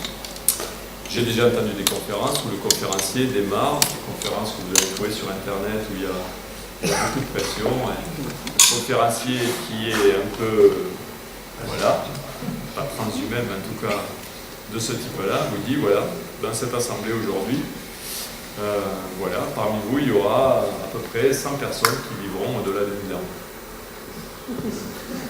C'est un pari sur le futur, d'accord? Il dit, à la vitesse où ça va, on va arriver à vous faire vivre aussi longtemps. C'est étayé sur rien, d'accord? C'est des pures projections sur le futur, et quand on parle du futur, on se trompe tout le temps, d'accord? Donc, en fait, tout ça pour dire que le fantasme de l'immortalité, ou en tout cas d'une espérance de vie très très longue, est réellement réactivé par ces courants-là et aussi par ces avancées technologiques. Se réparer à l'infini semble commencer à devenir possible, s'implanter, mettre des bras artificiels quand on a un bras qui a été amputé, etc. Ça commence à exister et ça commence à fonctionner, d'accord? Après, il y a aussi l'immortalité de sa pensée. Les gens commencent à dire aussi, si je suis capable de recueillir toutes les traces que quelqu'un a laissées sur Internet, même après sa mort, je vais pouvoir, par un calcul, puisqu'il a laissé toutes ces traces, continuer à le faire vivre sur Internet. C'est-à-dire que ses descendants vont aller le rencontrer sur un réseau social et ils vont parler à un calcul qui dit, voilà, c'est ce que dirait l'ancêtre qui est décédé s'il était toujours vivant. Là aussi, on calcule l'humain. Et on dit aux gens, vous allez pouvoir vivre éternellement, pas tellement dans votre corps biologique, mais dans votre pensée. On va vous faire vivre par le cloud, à travers tout ça. Tout ça est activé par cette technologie. Alors, soit la réparation biologique, soit l'augmentation de sa durée dans le monde par un calcul qui est censé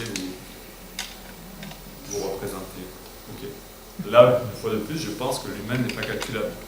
Donc, par exemple, ma grand-mère est décédée et j'ai des souvenirs de ma grand-mère. Et je pense que ma grand-mère, si elle me disait des choses aujourd'hui sur ces questions-là, je pense qu'elle me les dirait d'une façon qui est totalement incalculable. Parce que ma grand-mère aussi, elle aurait évolué avec le temps. Elle ne saurait pas rester dans ses limites morales de l'époque, d'accord? Donc faire un calcul sur qu'est-ce que dirait quelqu'un qui est décédé plus tard, c'est aussi dire cette personne elle est fixe, n'évolue pas, alors que l'humain évolue toujours. Nos limites morales évoluent avec les temps, les mœurs évoluent, d'accord? Donc comment savoir ce que dirait ma grand-mère à propos de ces questions? Je pense qu'aucun algorithme ne peut répondre à cette question. Et moi je préfère me remémorer ce qu'elle m'a dit à l'époque et imaginer peut-être ce qu'elle m'aurait dit. La réponse est trop longue, je suis désolé. Merci, monsieur Rieu. S'il vous plaît, 5 mots, 5 maladies, 5 syndromes, 5 symptômes où je peux me guérir aujourd'hui à Toulouse avec les nanotechnologies. Parkinson. J'ai pas compris. Alors la question c'est. Est-ce que vous pourriez me citer 5 maladies aujourd'hui en mars 2018 où je peux faire appel très efficacement, je contre l'immortalité, aux nanotechnologies pour être soigné, etc. D'accord. Bon alors bon, évidemment il y a des applications en médecine aujourd'hui qui sont déjà dans les traitements, donc des nanovecteurs de médicaments. Donc il y a plusieurs pathologies qui utilisent les vecteurs de médicaments dont je vous ai parlé. Le cancer du sein, le cancer de la prostate, s'ils ont des biomarqueurs particuliers, vont être traités par ces choses-là. Il y a donc, plutôt sur Grenoble, pas sur Toulouse, Parkinson, Alzheimer, ou par ces électrodes implantables, on arrive à améliorer la qualité de vie de ces personnes-là. Je ne dis pas qu'on les guérit, d'accord, pas du tout. Aux États-Unis, il y a donc tous les bras exosquelettiques, donc des bras robotisés, qui sont contrôlés par des électrodes qui sont implantées. Donc la personne qui a perdu par exemple son bras est équipée d'un bras robotisé qui est un exosquelette, et des électrodes sont implantées dans son cortex, et quand il imagine le mouvement de son bras qu'il n'a plus, en fait il est capable de commander le bras exosquelettique dont il a été équipé. C'est des nanos sans être des nanos. Ce qui est nano là-dedans, c'est des électrodes implantées, et tout le reste, c'est de l'informatique et de l'intelligence artificielle. C'est des exemples qui font partie un peu du décor, qui montrent qu'effectivement, les nanos sont là, et puis on les utilise de plus en plus dans ces avenues-là. Voilà. Oui. Bonsoir, monsieur Ruiz. Moi, je vais revenir sur la toxicité des nanoparticules, parce que je suis sur les dossiers depuis beaucoup d'années. Oui. Et là, quand je suis rentrée de Corse, j'ai continué à travailler sur ces dossiers. Et donc, j'ai suivi la gestion publique locale ici, et donc, du département. Donc, particulièrement sur la gestion des déchets, où fatalement nous retrouvons tous les résidus et les déchets de nos produits manufacturés qui sont infectés de nanoparticules maintenant, pour lesquels on ne connaît pas vraiment les risques. Hein. On a des incertitudes énormes. Oui. Il y a même des choses qui se sont totalement confirmées au niveau de la toxicité, au niveau des sols, au niveau de la faune, au niveau de la flore.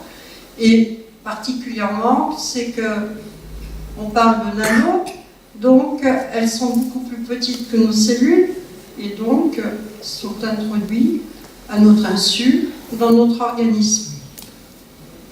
Oui, c'est ce qui a été dit. Donc, vous parlez de capacitation citoyenne. Alors, j'aurais aimé qu'on aborde...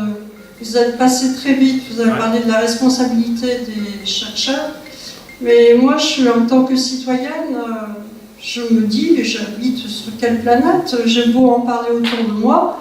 Ici, j'ai dénoncé que les bouts des stations d'épuration, qui sont déjà pleines de micro-polluants, hein, donc c'est la fin du traitement de l'eau, des eaux usées. Donc ça fait partie de nos déchets. Elles sont épandues sur la chaîne alimentaire de la plaine du Roussillon en tant qu'engrais. Et j'ai alerté, j'ai dit non, maintenant il y a des nanoparticules pour lesquelles on ne sait pas du tout où on va. Il faut arrêter. Mais personne, ça n'intéresse personne. Alors, moi je suis d'accord pour une capacitation citoyenne. Et comment vous comptez mettre ça en place? Voilà. Je vous pose la question. C'est une super question. J'ai dit en préambule évidemment que je n'avais pas réponse à toutes les questions. Ici, capacitation citoyenne, en fait, pour moi, l'objectif c'était le travail d'enquête que vous avez fait en tant que citoyenne est exemplaire, d'accord? Moi, dans mon esprit, ce que je souhaiterais, c'est que tous les citoyens soient capables, s'ils sont intéressés, bien sûr, par mener ce travail d'enquête. Surtout que c'est occupé, hein. Oui, oui, et se forger une propre opinion, qui n'est pas forcément l'opinion de l'expert en nano, ou du promoteur des nanos, ou de l'industriel qui a mis les nanos. Donc en fait, voilà, je dis simplement que si personne n'est outillé intellectuellement pour faire ce travail d'enquête, à la fois d'un point de vue scientifique et aussi d'un point de vue de comprendre ces incertitudes, parce que vous l'avez très bien dit, il n'y a pas de réponse actuelle à donner à la toxicité ou non des nanos, d'accord? Il y a un risque, d'accord? On ne sait pas trop le chiffrer, il existe, d'accord? Donc, en fait, capacitation citoyenne, pour moi, c'était permettre aux gens de faire ce travail-là. Une fois qu'il est fait, que chacun a enquêté, que chacun s'est fait une opinion personnelle, tout reste à faire. Je suis d'accord que là, pour l'instant, le débat public en France, il est pitoyable. Voilà, il n'existe pas. C'est là où il faut inventer, dans nos démocraties aujourd'hui, une façon de faire vivre ces questions et en fait d'impliquer le citoyen dans la gouvernance des recherches et des progrès. Je n'ai pas de solution. Donc j'ai travaillé ça par exemple avec pas mal d'étudiants de mon école, etc. Il y a des étudiants qui sont allés jusqu'à inventer une république numéro je ne sais pas combien, dans laquelle ils ont mis des instances, etc. C'est pas si facile que ça à imaginer, d'accord? Donc voilà, il faut être ouvert et puis peut-être militer et faire avancer les choses pour que le débat citoyen puisse avoir lieu. Mais le préalable au débat, c'est que les gens soient capables de débattre. Et c'est ça que moi j'appelle la capacitation citoyenne. Mais la solution politique, je ne l'ai pas, bien sûr. Une question ici? Non. Il y avait une question ici. Tout simplement. Si Einstein avait su les résultats de ses recherches, est-ce que, au point de vue éthique, il aurait continué? Est-ce qu'on peut... Je ne sais pas, je ne l'ai pas rencontré, donc c'est pour moi de répondre à la question. Il réfléchissait beaucoup, d'accord? Il était intéressé par les questions éthiques, et pourtant, il a vécu ce que j'ai un peu dit, c'est-à-dire que le chercheur, évidemment, il fait des découvertes, et puis après, l'usage qui sera fait de ces découvertes est difficile à anticiper. Il a une part de responsabilité, selon moi, d'accord? Oui, mais bon, comme moi, j'ai une part de responsabilité dans ce que j'ai fait en nano. J'ai breveté des choses, j'ai même créé une start-up pour faire des choses en nano. Je suis responsable des choix que j'ai faits. Je les assume. Je voulais vous dire ce que vous avez dit sur votre grand-mère. Je vais peut-être pouvoir vous le dire moi-même, parce que je pourrais être votre grand-père, je pense. C'est simplement mon expérience personnelle. J'ai commencé le test au laboratoire Agro en 1954. Et donc, à ce moment-là, j'étais stagiaire de recherche. À l'époque, on rentrait uniquement pour faire ses preuves au CNRS. Et donc, il y avait là plusieurs chercheurs. Et le problème de l'éthique, qui est très important à mon avis, et dont vous avez beaucoup parlé, on l'a soulevé avec un de mes collègues. À cette époque-là, je ne me considérais pas comme son collègue d'ailleurs, qui était maître de recherche au CNRS et qui travaillait en biochimie. Donc c'était quelqu'un qui faisait des travaux pointus. Et il m'avait dit, si nous, les scientifiques, nous continuons à faire ce que nous faisons maintenant, les gens nous poursuivront dans les roues à coups de cailloux, parce que nous sommes des malfaisants. Ceci s'était passé après, évidemment,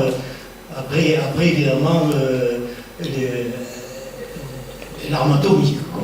Et c'est vrai, c'est une part importante de nos choses. Moi, j'ai eu une longue carrière de chercheur. Je continue encore à travailler, d'ailleurs, dans mon labo personnel. Mais je me suis rendu compte que l'éthique, vous disiez tout à l'heure 1 sur 100 ou 1 sur 10, c'est vraiment très très peu.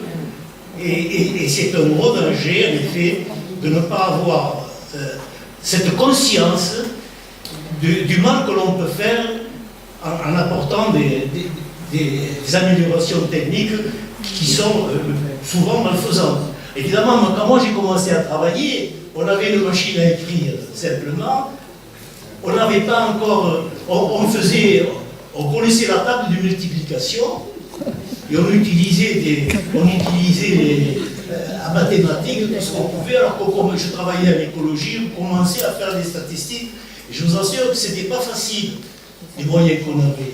Y compris. Alors quand je vois maintenant les gens qui se plaignent avec tous tous les moyens qu'ils ont sur Internet au niveau de la bibliographie et tout, eh bien non, actuellement, avec tout ce qu'on possède, il faut avoir la conscience de savoir ce qu'on fait, parce que vraiment, on peut faire beaucoup de choses, et beaucoup de choses qui sont vraiment toxiques pour l'avenir de l'humanité. Voilà. Je suis assez d'accord avec vous. Je dirais que en fait, le pire, c'est qu'on peut faire ces choses-là très vite, beaucoup plus vite qu'avant. Et donc, il me semble que c'est de plus en plus utile aujourd'hui parce que ça s'accélère, que la réflexion éthique, elle ait lieu au début de la recherche. Parce que comme ça va très vite, il faut prendre en compte ces questions très tôt. Sinon, ça va tellement vite qu'après, la boucle de rétroaction est guère possible à mettre en route. Après, bon, parler d'éthique et de réflexion, le syndrome français, que je trouve, moi, qui est un peu sclérosant, c'est les comités d'éthique. Ils sont très utiles, d'accord? Et ils vont dire des choses, etc. Mais du coup, il y a un refuge de se dire le comité va nous dire quelque chose. D'accord? Et puis, du coup, ça ne me concerne plus, c'est plus mon problème. C'est aussi une façon de déléguer cette réflexion à des experts, d'une certaine façon. Il vaut mieux qu'il y ait des comités d'éthique qu'il n'y en ait pas, d'accord? C'est pas ce que j'ai dit. Mais ce que je veux dire par là, c'est que l'éthique que moi j'essaie de développer, c'est vraiment une éthique personnelle de tout un chacun, le chercheur, le citoyen, le businessman, la personne qui est en charge d'une entreprise, etc. Chacun doit avoir cette réflexion-là. Est-ce qu'à l'étranger, justement, il y a une réflexion en amont, un débat en amont du développement de ces technologies ou pas? Mieux qu'en France? Alors, je dois dire que parmi tous les pays étrangers, je ne les connais pas tous d'abord. Il y en a certains, bon, j'imagine que vous les connaissez, où je pourrais dire que la réponse est clairement non. Il me semble qu'un des pays qui a fait un effort peut-être encore plus fort que la France sur ces questions, c'est le Canada. Au Canada, il y a une recherche sur ces questions de responsabilité et d'éthique en lien avec la recherche et qui est peut-être avancée. Donc il y a des exemples. Après, dire qu'ils ont trouvé les solutions et qu'ils sont très en avance par rapport à ce qu'on fait, c'est totalement utopique aussi. Donc je pense qu'on est tous voilà, au bord du gué et il nous faut ensemble construire quelque chose de raisonnable pour le futur. L'autre syndrome, c'est de tout rejeter, d'accord? Je pense que ce n'est pas sain non plus, et c'est la complexité. Il ne faut pas figer nos limites morales de façon abrupte et éternelle pour le temps. Il ne faut pas non plus accepter n'importe quoi, surtout parce que ça va vite et que, je l'ai dit, le seuil d'acceptabilité est très bas. Il faut trouver voilà, une façon de raisonner dans la continuité. Et il me semble, c'est un peu ce que j'ai essayé d'esquisser avec vous, c'est que anticiper ce qui va se passer, avec le recours à l'imaginaire, avec le recours aux artistes, ça peut être un bon moyen de penser les problèmes et de les anticiper avant qu'ils arrivent. Et dernière question. Alors, deux volets. Le premier, c'est sur l'application médicale, quand vous parlez de vectorisation. Donc enfin, moi, je suis particulièrement touché parce que je dois avoir un neveu qui est soigné par ce biais, parce qu'il a un cancer. Voilà. Et puis, pour reprendre le deuxième volet sur la toxicité, est-ce que finalement, quand vous dites ça passe partout, en fait, et c'est très réactif, plus en surface, plus c'est réactif. Donc, et que vous parlez de, enfin, vous avez chez nous cocktail, donc est-ce que finalement, dans l'air ambiant, ça se respire, et particulièrement, on avoir un exemple plusieurs années consécutives en région nord parisienne, la combinaison d'un vent d'Est, des traitements des agriculteurs, plus les carburants utilisés émanés par les autos, ça faisait un nuage noir. Oui, oui. Est-ce que ça... Alors, il y a de la bien sûr. Pour la partie médicale, bon, je ne sais pas trop quoi répondre. En fait, dans la partie médicale, à visée thérapeutique, les questions éthiques se posent un peu comme se posent les questions d'éthique médicale. Donc ça, c'est un champ qui est très bien couvert, d'accord? Il y a cette histoire de bénéfice-risque, de consentement du patient, etc. Donc là, on marche sur des terrains où il y a déjà beaucoup de réglementation, etc. D'accord? Les problèmes nouveaux des nanos sur la nanomédecine, pour moi, c'est le séquençage et la réparation de l'humain. qui nous projette vraiment sur des scénarios d'anticipation pour le coup. Mais c'est maintenant qu'il faut se poser ces questions. C'est pour ça que je dis qu'il faut vraiment anticiper. Et il ne faut pas que les chercheurs aient peur de se dire « Ouais, j'y suis pas encore, je ne sais pas le faire, moi, l'homme augmenté ou l'homme réparé. » Mais quand même, je me dis que ce que je suis en train de faire modestement à mon échelle, ça contribue à ce projet-là. Et je veux réfléchir à qu'est-ce que ça va donner plus tard, etc. C'est ça l'idée. Sur la partie maintenant des toxicités, ce que je dois vous dire, c'est que quand même, l'homme, depuis toujours, a évolué avec les nanoparticules. Il y a des émanations de nanoparticules qui sont naturelles, les volcans. Vous vous rappelez le volcan finlandais au nom imprononçable qui avait paralysé tout le trafic aérien. Mais dans ce nuage, il y avait plein de nanoparticules. Donc les nanoparticules ont existé depuis très longtemps sur Terre, d'accord ? D'une certaine façon, l'homme a évolué avec ces nanoparticules. Donc il a un certain nombre de barrières biologiques, d'accord, qui ont évolué par rapport à ces nanoparticules. Donc il n'est pas complètement sous-équipé, d'accord ? Il ne faut pas dire non plus qu'il est totalement vulnérable à ces nouveaux objets. Ce qui est nouveau maintenant et qui est dangereux, c'est qu'évidemment, comme on en fait de plus en plus des nanoparticules artificielles, et qu'on en met un peu partout, dans nos peintures, dans nos aliments, dans différents matériaux qu'on va utiliser, et qu'à la fin, au cours du cycle de vie de ces produits, tout ça va se retrouver dans l'environnement, dans les eaux, dans l'air, etc. On va en trouver une quantité qui est bien supérieure à celle qui était une production naturelle de ces nanoparticules. Est-ce que les barrières biologiques seront suffisantes? Est-ce que ça évitera cette toxicité? C'est une question de quantité, c'est une question de quelles sont ces nanoparticules, et c'est pour ça que je dis que c'est extrêmement compliqué à la fois à étudier et aussi à donner une réponse tranchée sur ces questions. En tout cas, aujourd'hui, faire une recherche en nanomatériaux sans se poser la question de leur toxicité, déjà ça, c'est inacceptable. Voilà. C'est pour ça que je dis, au moins dire des choses inacceptables, c'est très important. Vous allez me dire, c'est bien beau de le dire, mais je veux dire, c'est déjà ça. Si on a dit c'est inacceptable de ne pas évaluer la toxicité de ces nanomatériaux, je veux dire, on a déjà fait un grand pas, d'accord? Je crois que oui. Il y a beaucoup de questions qui se posent après, moins 5 ou 6, donc je crois que, compte tenu de l'heure, on va peut-être arrêter. Pardonnez-moi, il y aura une deuxième session sur les nanoparticules, nanomatériaux, et justement sur leurs applications médicales au mois d'octobre, puisqu'en fait, cette conférence... On peut faire un peu de publicité? Oui, je te le mets. Oui, cette conférence était la première partie d'un cycle nano. C'est pas ça. Donc, vous savez tous que Toulouse est capitale européenne de la science en 2018. Donc, il y a ce qu'on appelle ESOF, European Science Open Forum, qui aura lieu en juillet. Moi, j'ai collaboré avec une association, qui n'est pas l'association des anciens du laboratoire, comme celle qui a fait cette conférence aujourd'hui, qui est une association toulousaine qui s'appelle le GREP. Et j'ai plaidé avec eux pour que, dans le cadre de cette grande fête de la science qui aura lieu à Toulouse, à l'échelle européenne, on aborde aussi ces questions d'éthique. D'accord ? Pour moi, c'était très important qu'on ne fasse pas le show de la science, regarder la science comme elle est belle, regarder tout ce que je sais faire, regarder les beaux instruments que j'ai, etc. Mais c'est aussi de dire, voilà, quelles sont les questions qui se portent autour des sciences, etc. Donc on organise ce colloque qui va avoir lieu très bientôt, c'est dans 15 jours, 5, 6, 7 avril. On l'a intitulé « L'être humain face aux défis des technosciences ». On a listé des tas de questions qui sont abordées dans ce colloque. Il y aura des personnages très importants, médiatiques, qui viendront parler de transhumanisme, de technosciences, d'intelligence artificielle, de nouvelles façons de se nourrir, etc. Donc il y a plein de choses autour du vivant, de l'informatique, etc. Je vous laisse découvrir toutes ces questions. Ce sont des questions sur lesquelles on a fait plancher tous les étudiants de Toulouse, qu'ils soient en philosophie, qu'ils soient en économie, qu'ils soient en sciences de l'ingénieur, etc.